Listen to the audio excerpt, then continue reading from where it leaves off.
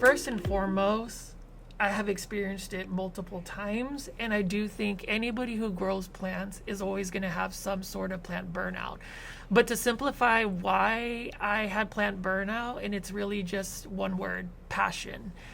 And what I mean by passion is when you love plants, you're passionate about it. You're passionate about going to a big box store and buying every single plant that you can possibly imagine. It starts out with that one golden pothos, and then you want the neon pothos, and then you want the marble queen pothos. True.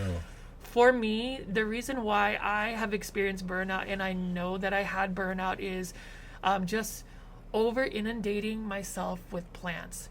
You know, you start out with one, and then there's this acceleration where it's like this, and it goes all the way up, and you don't realize that those plants, number one, have to be taken care of. You can't just say, oh, I'm gonna buy this gorgeous, Anthurium crystallinum here, and think you can sit it on the shelf and not think that you're gonna need to make sure that there's pest control. You're gonna need to take water.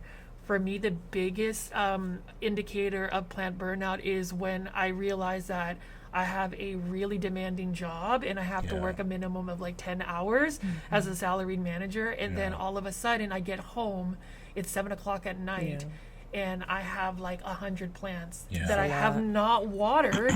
And then when I don't water them, the next day I look at them and I'm like, okay, I didn't water.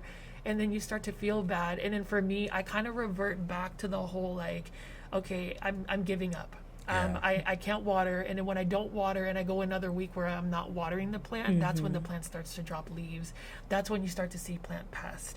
That's when you have like a plant infestation. And it's a really good topic that we're talking about today, because I think this should resonate with a lot of people. For me, it's just putting too many plants into your plant collection and then not realizing that you have to have a little bit more routines around your plants. I think, and I'll tell you some solutions about plant burnout, but that for me is one of the indicators, is when you really just get discouraged and you give up.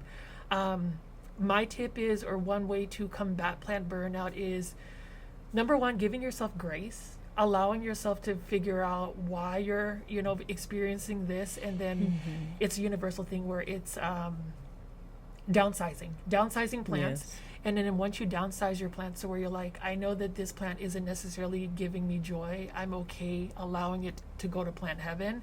And then realizing that we probably don't need to bring as many plants in. And then probably having a more curated, more intentional plant collection, where I've even seen lots of YouTubers really scale back their plant collection, and it's more, you have to. So that's a really good question. That's my thoughts on plant burnout for now. I agree. And what about you, Steve? So the way that I spot my burnout, because I actually went through burnout a couple of weeks ago.